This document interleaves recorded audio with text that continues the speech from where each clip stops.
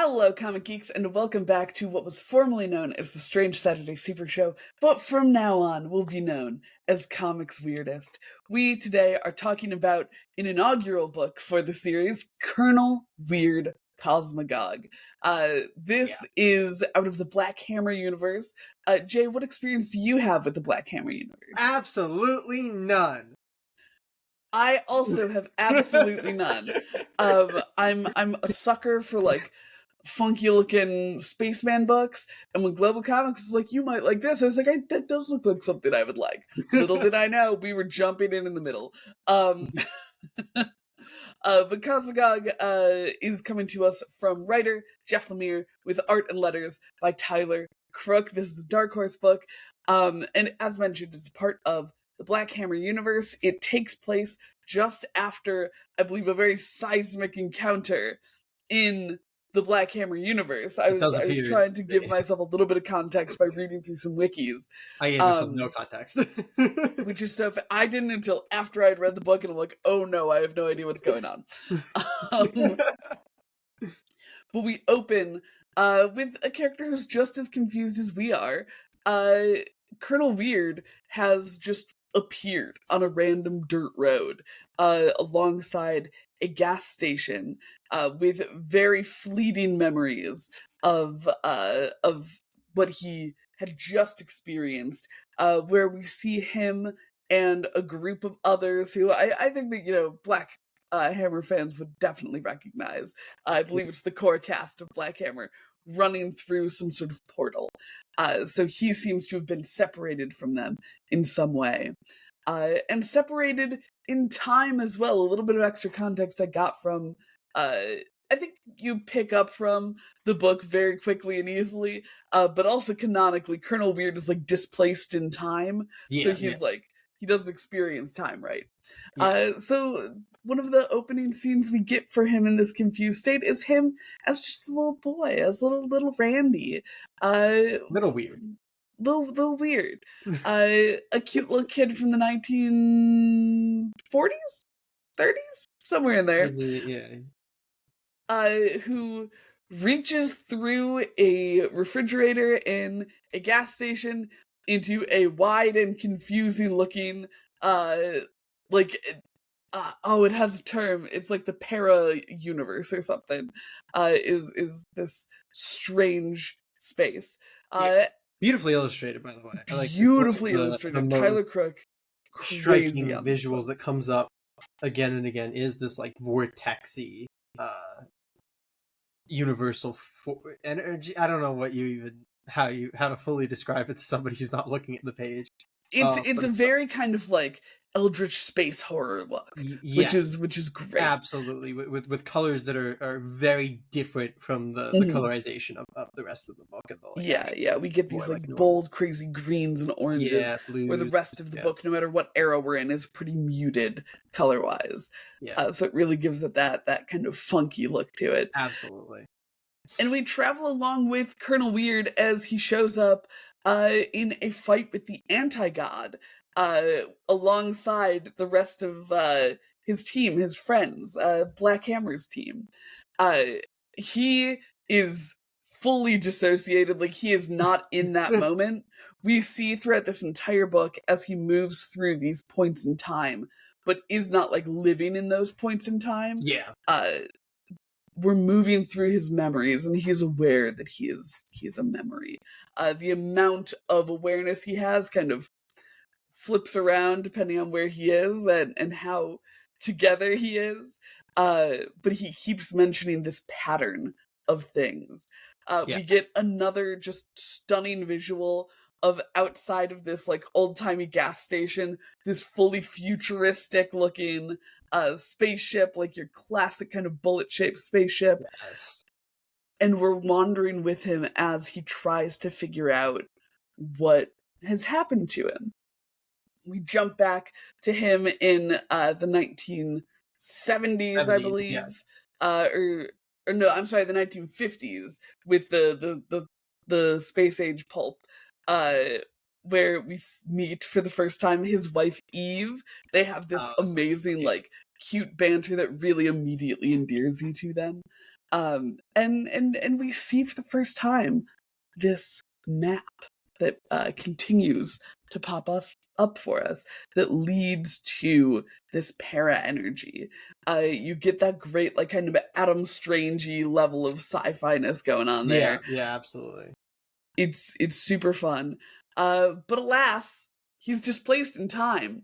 And I feel I should say this is all happening over a course of like 15 pages. We are jumping all around. It makes it so disorienting to read. But clearly in like a very intentional way. Oh yeah.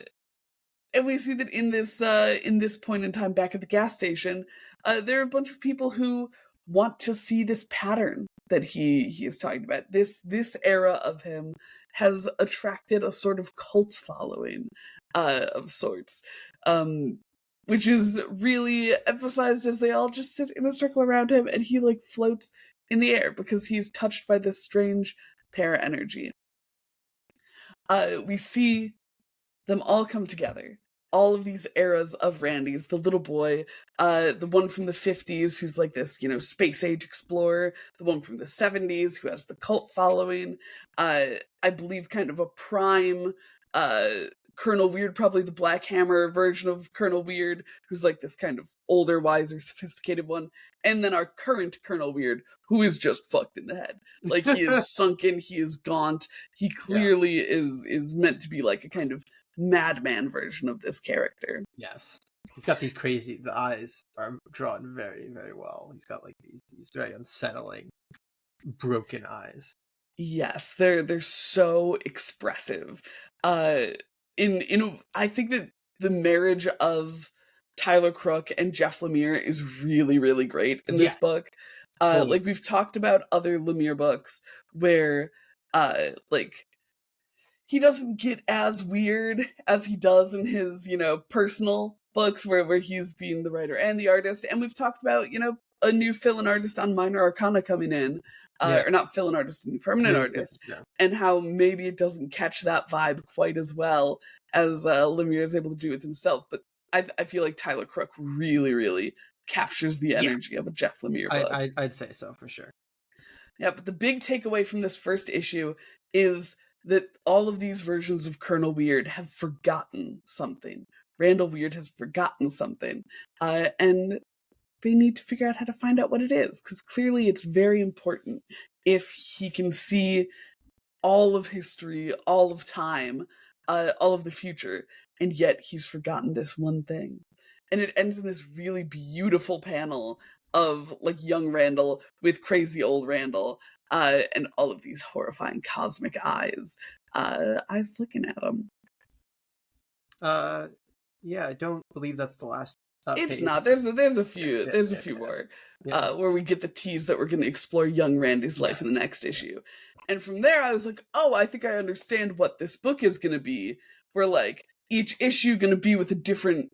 I don't know why you would have pretended to understand what this book was going to do. No, see, that's the thing. I was a fool because I was wrong. With the way that the first issue ended, I was like, okay, cool. Each issue is going to be like an era of his life, and everything's going to come together. And it was after that issue that I was like, oh, I think this will make a good, Comics Weirdest episode. Because clearly that first issue was as weird as it's going to get. She was a complete fool. A complete fool, which, I've read enough Jeff Lemire. I should have known. Yeah. But his stuff for other people's universe, I guess Black Hammer is his as well. Yeah. But, like, I feel like his, universe stuff normally makes more sense. I don't know what you had sold yourself on. I sold myself in a dream. Yeah. And what we got instead was a hallucination. As most Lemire books are. Yes. Yeah. And we get that immediately. Again, we get this very Forrest Gumpy intro where young Randy is being bullied by these like caricature bullies, and when he gets his head dunked in the water, we see that sick like para space again. Very, very rad. We see a little bit about him growing up, and we see his dynamic with his parents. He's a wimp. He's like consistently a wimp, so much so that his dad is ashamed of him, and his Yep. mother is very kind, and he is very, very anxious. Um, our poor little Randy. I think that it does a really good job of like endearing you to the beginnings of this Absolutely. character. And, Because and what it I like have, shows the fact that this like time display whatever has always been the case. Like you see young Weird drawing the like future Colonel Weird, which I yeah, really like as like a, super funky. even though obviously there is the point in which it starts, it makes it so that it has always been the case. It's like one of those. The timeline in this is like the idea of time travel where everything is kind of Yeah, set and it ends up happening. You know, you yeah, like it's kind of like a go closed towards loop the, yeah, paradox exactly. thing. Yeah. Yeah. Um and I really liked the way that he interacted with his parents, because I learned when I was, trying to figure out what the fuck this book was, it is like an origin story for Colonel Weird, this established character. And I Right. think that he does a great job laying that groundwork of like, oh, sympathetic childhood. And then Yeah. we jump into his adulthood where he's with his wife. And I think that they do a really great job of writing his dynamic with his wife. We see her come back again and again throughout the Yeah. series I think as that's one of the he's moving strongest through things in time. in the series to me. I think his connection to Eve and kind of his like eternal trying to return to her is like a, it's a very good heart for a book that gets very, very weird. Yes. Uh because I think that it's with a character who's so like disconnected from everything around him because of his like literal physical state of being. The fact that Eve gets to be one in multiple eras. She's like kind of with him in these flashbacks to before he went on the rocket, and she's with him over comms when he is like exploring in space. So Yeah. you get a lot of her on the page, and it's a lot of like really real interaction. Like, anytime you see a child interacting with their parent in comics, I feel like it has a little bit of a veneer on it where like, okay, this we're either supposed to understand that this parent is good or this parent is bad, because that's in the past. But this felt like a very kind of present moment thing, even though the real iteration or the normal iteration of Colonel Weird is still at a place beyond this. Yeah. Yeah. Absolutely. Like she didn't feel like um a caricature of a loving wife or anything, the way that parents can become like a caricature of a Yeah. loving mom. I agree with you. Yeah, and we continue to slip through time, and it seems that the physical form of Randy is also slipping through time, as his parents have lost him on their family farm, and he's ended up out in a cornfield with no memory of how he got there, but the knowledge that he was just somewhere else. Like we see like kind of the residual, I'm gonna say memories, but like it's the way that they pin the dialogue between the two scenes Yeah. has Randy finishing older Randy's statement, Yeah. uh, It and always being feels like like we are concerned. following his like consciousness forward, even though his like physical uh age and Age? place in Yeah, the timeline, I guess, changes and moves all over the place, but his consciousness always seems to be moving forward, if that makes sense. it does, and I think that it's such an interesting, like, a really bold story choice, uh, because it's not super easy to follow. Like we understand that we are with Randy, and like we'll say we're with Colonel Weird. And he's moving through all of these iterations of Randy. And like you said, the character that we are with always feels like he's moving forward, even if we like slip a little bit into these various spots as Yeah. he like kind of grounds himself in these flashbacks or memories, or time travel realities. Yeah, I don't think memories is the right word because he is living in it, and like his modern day thoughts are being responded to. So it's not as if he's like just remembering it. He is like actually living it, which is like it's certainly a hard thing to put to words like what it is. But if you read the book, you would very much understand the way that I think it Yeah, yeah, comes because across. it's not like in these instances of him, he's trying to break out of this cycle or anything. He is No. living his life with the knowledge of all of the other bits of time that we see. So it's like a really mindfucky thing to read, which is absolutely supposed to be the point of it. Which is great. And we see that this pattern that he talked about in the first issue is following him and is fully like corn. What are they called? Crop circled. Into his family's fields. So it's like really fucking haunting to me, where it's like, oh, we know that he's desperate to remember something that he has forgotten, and also there's this like confusing thing following us. So it's a really, really cool vibe that it brings to the book. And we get to see him in these like important moments for him as a character, like points of triumph as he's traveling around as, a kind of Adam Strange-y spacefarer, and discovering this huge map, this big moment for him where they talk about this being like how they're going to find I believe it's called the Para-Universe. I might have to correct myself later. But it's this like source of kind of extra temporal energy, maybe. And the stuff that clearly turns him into Colonel Weird once he encounters it, and then like ripples back through time to him as all of his other selves.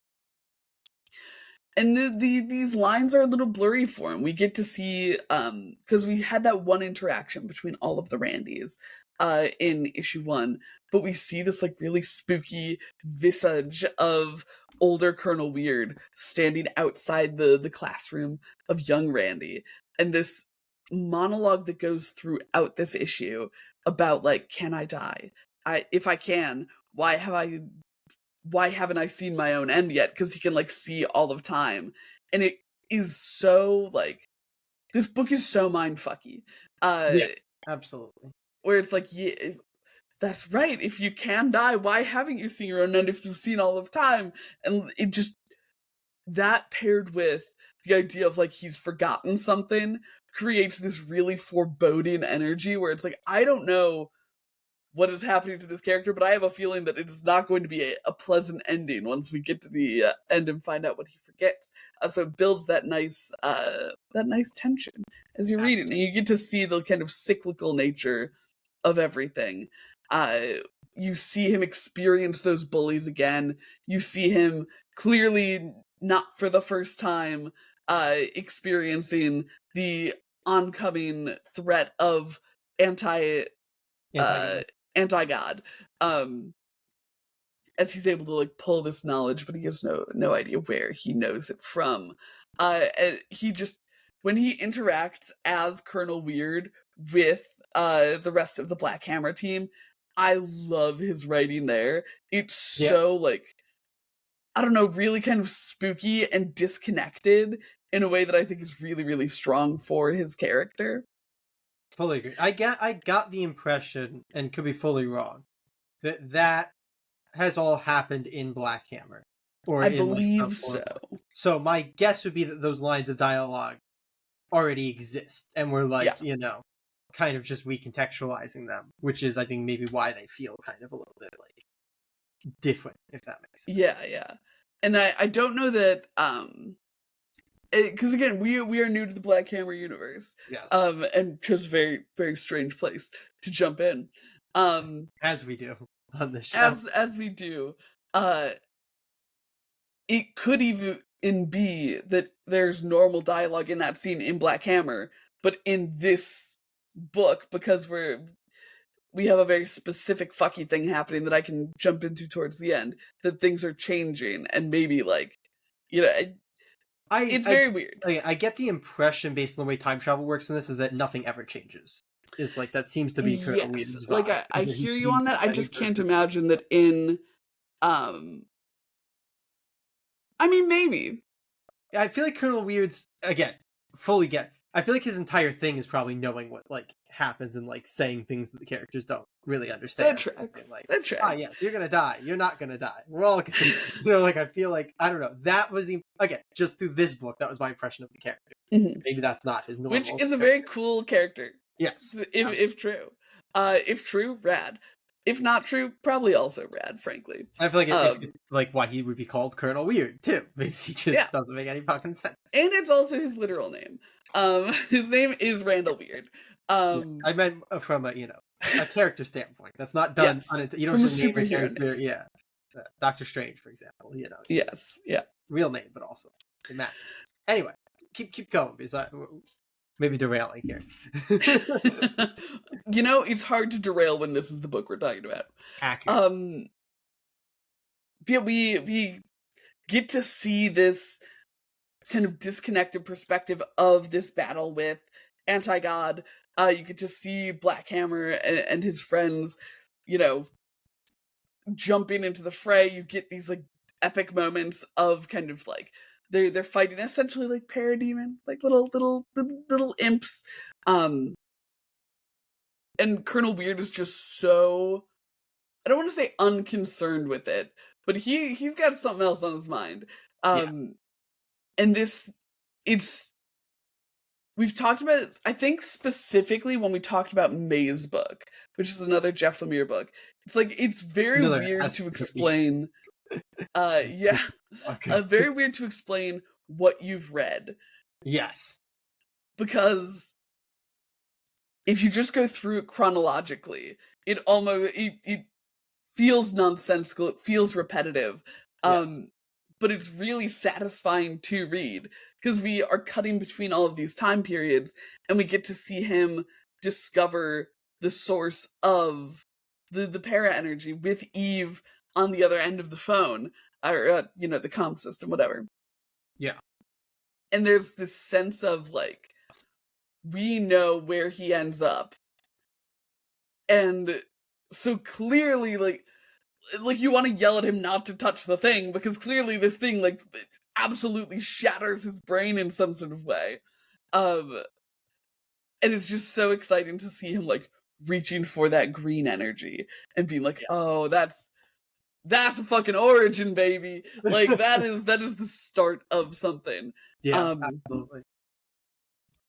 And we get to see, a really heartbreaking interaction between him and Eve after he's gone through this thing. He's gone missing for years because when he found the para energy, he disappeared because he's moving through time, all funky like. And they reunite, and it's so wild to see how immediately she's like, "You're back, and I love you, and I, tell me everything that happened." It's such a good exchange. Oh my god, it's so fucking good. And then we get into more of what happened in his kind of 70s era, this time when presumably he was like off the grid. Like this is during the time that he is missing, I believe.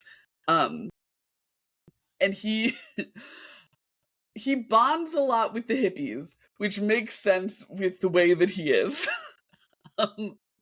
He's like kind of drifting through the world with very little by way of like memory and clearly like very fucked in the head. He's also floating, so gravity does not apply to him anymore. Yes. Gravity is a temporal construct. And it's I think another wonderful interaction because he's so weird and consistent through the entire book. On a writing wise, standpoint. But I really love the art in this interaction. Like it's gorgeous again all throughout, but it's so like still, like it's mostly just two people talking. But the way that Crook one draws people is always like interesting to look at, but two, the commitment to Weird just like floating a little bit above, even when they're leaving. He's walking away and he's like walking on air, and it creates this sense of like interest and intrigue that I think really sold that scene for me, even though I think that 70s weird is maybe my least favorite. Yeah, this is like maybe a pre-70s weird, if that makes sense. He doesn't Yes, quite yeah, have his, leading like, into his cult yeah, leader hippie era. yeah. He doesn't have the flower in his Yeah, hair he doesn't have his flower yet. yet. Importantly. Yeah. Yeah. Then I think that it's tough when we jump back to the anti-god scenes, because like you said, it seems like something that's already happened in the Black Hammer books. So I Yeah. always feel a little disoriented in there, like a little bit on top of all of the other disorientation. Because these are characters we're supposed to know. Like, I don't think you're really supposed to read Colonel Weird without having read Black Hammer. Yeah. Which is fair. Maybe should have given it a Google. Maybe first. don't read the spin-off book. It just said it was from the Black Hammer universe. I didn't know he was a main character.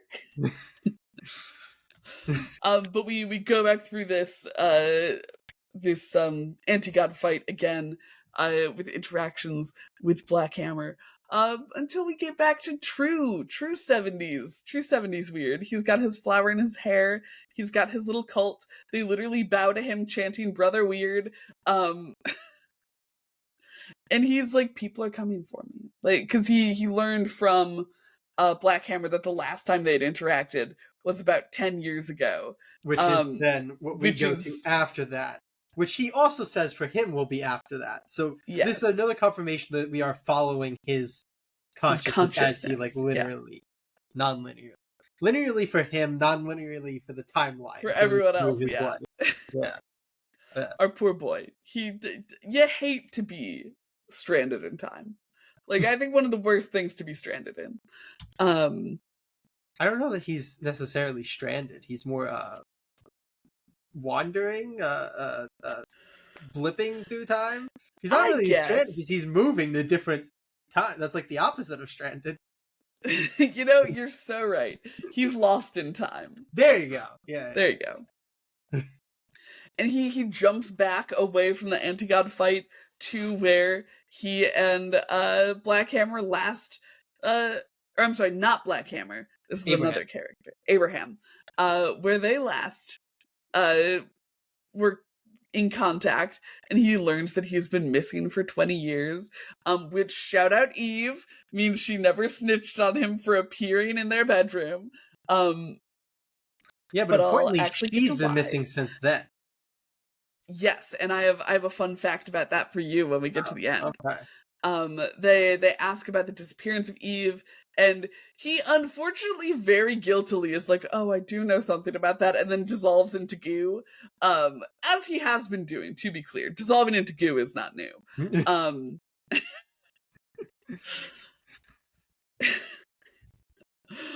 Oh, Colonel Weird.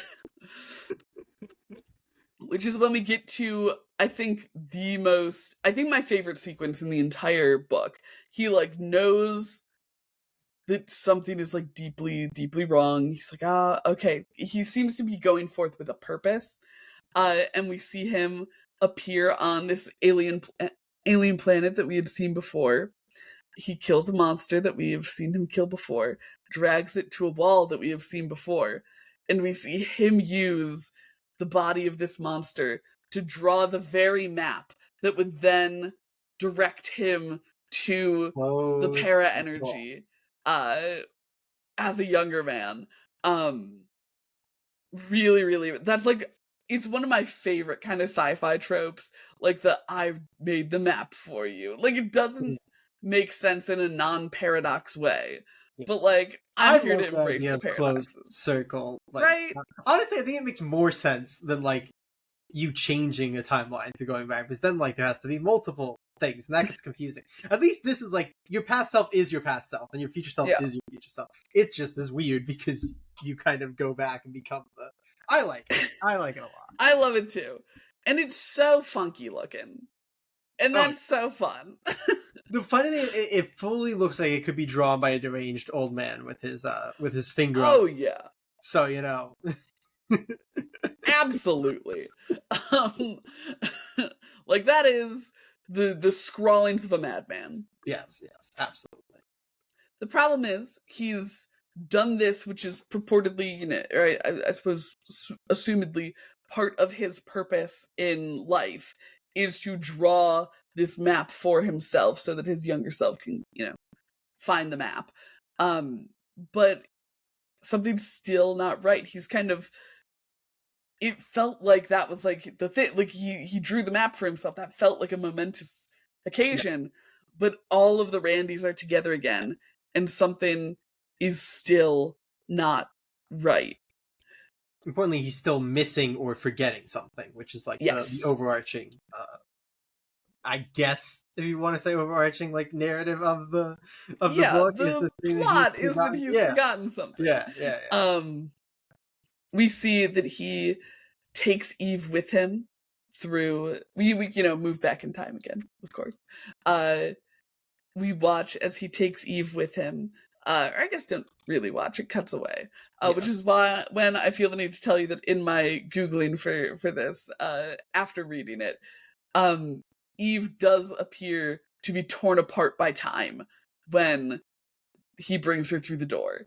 So that adds, like, I presume this is already known at this point in the Black Hammer universe. Gotcha. So seeing like it's not a good idea for you to come with me, but I can't stop it. I will show you. I will show you where I've been. Is him like accepting the fact that he needs to walk his wife to her death. Brutal. And like that recontextualization with that knowledge really fucking hit. Like, ouch. Oh man. And once again, another thing of him like having to walk through the timeline that he's already lived without like changing anything. Wow. Yeah. And also explains her disappearance. She was torn apart by time, which is why the United States government could not contact her. Makes sense. It's hard to contact somebody torn apart by time. It really is. I think everybody's experienced that at some point or another. Everyone's experienced that at some point or another. At which point we then go back to what we here are assuming is like the big moment in Black Hammer when they defeat the anti-god. But then one of my favorite pages is this like beautiful double splash that shows what we're assuming is the defeat of the anti-god. It shows him like going to touch the para energy. Yeah. You see him holding hands with his wife. Another possibly anti-god moment, and what we now know is his wife being torn apart by time as her like hand, every layer of it is like a tiramisu, just fully coming apart. Don't do that. I don't like that at all. Moving on. After that, we end up back with him as a kid with his mother. Katie, go from there. We're done with your description of his life. We come back around, and as is kind of a theme with the book, we see the same scene again. So like it has the same dialogue again. But we see it expanded in this one as he lives a little bit longer in this moment. And his mom gives him this robot to remind him that he's not alone. He's never alone. And this is the thing he had forgotten about. And we learned that what he had forgotten about was a character from the Black Hammer universe named Talkie-Walkie, who he moves through the like fucked up Eldritch cosmic space to find. And he finds her, and she's so cute, and they're besties, and I love that so much. She's been lost in time after this like big event in the Black Hammer universe. This is a little bit of what I was reading up on as well. But the Black Hammer wiki's weirdly not super detailed, so somebody get on that. They have been friends for forever. She's a very important part of the team. Looking back to the start of the book, you actually see that she's with the group when they're running through the doorway. They're leaving the Black Hammer farm. I don't know what that means, but I read it on the wiki. It's all and so she's been lost in time, much like his wife, but he's able to find her. which is very cute. And he saves her from this place in time. And they fly off in their rocket ship together, and she gets to choose the direction as all of the Randys look on, in in fulfillment. There you go. Yeah, Wild book. Jay, what were your overall vibes on this book? Yeah, I'm gonna hit on, because funnily enough, a little bit of your context actually and like, so I guess these probably wouldn't be gripes for people who have read Black Hammer. My two big gripes when I had sat down and read the book and finished the book was, one, I felt very unsatisfied with Eve's ending in the book. I was like, what? That's it? Like, what do you mean? Like, that was like the emotional core of the book. But knowing that that's, a known thing, probably, my fault for not having read Black Hammer. And my fault for asking you to read this without ever reading Black Hammer. My second thing was that I found Talkie-Walkie being the thing that he had forgotten very unsatisfactory as, like, somebody who didn't know. Black Hammer, because I was like, this came from nowhere. There was no hint of that. There was no way that connected. Like, I was reading a lot of books. I was expecting it to be something with Eve, with his wife. Right, same. And so those are my two gripes. They kind of connect, and they both are very connected to me not knowing anything about Black Hammer. So I feel like I can't put that on the book. But those are really my only gripes, Yeah. Because it is a little odd, because I agree with you on both of those points. And I was a little less on the Eve thing, because I was like, oh, kind of mysterious. That's fine. But with the Talkie thing, I was like, man, this is really disappointing. Like, this means nothing to me. And I do feel a little bit like with a book that isn't like, like we're reading the Battle Beast book from the Invincible universe, and it's like Invincible universe, Battle Beast. And I feel like, as someone who does not have any of the Battle Beast context from Invincible, that I'm doing fine in that book. Like, I don't feel like I'm being left behind by that book at all. And it's not, that's supposed to be an ongoing, and like isn't necessarily, a supplementary book to the Invincible universe. I do feel like if you're making this, like, Colonel Weird, Cosmagog, 4-issue miniseries, I'm a little bit like, I feel like I should be able to read it as a miniseries. Like, obviously, it's very informed by the Black Hammer of it all, but especially if they're going for like a kind of origin story for him, I'm like, I feel like it might have behooved us to have the like main through line be a little more tied to him as opposed to the universe. I agree that it would have been much more satisfying if we had read Black Hammer first. But I don't feel like the book had to have that be the case. That's very fair. But overall, I thought, artwork insane, incredible.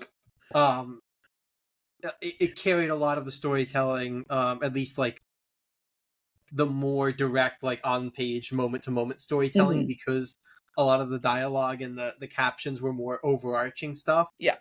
So the artwork was left to do a lot more on the scene to scene basis in a lot of the places in this book. I'd say outside of it's Harold or Harry, Kid Harry.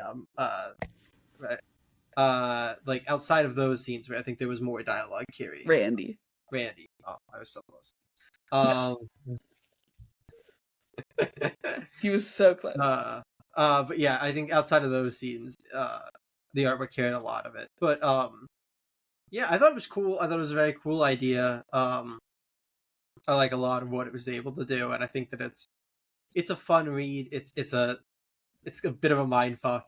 I don't know that listening to it summarized is going to make any damn sense. So if you stuck with us this far, thank you, and maybe go read the book. It's on Global Comics, so you can. Now, I have a question for you, Jay. Do you feel compelled to read the Black Hammer series after this? Did this like sell you on the Black Hammer universe?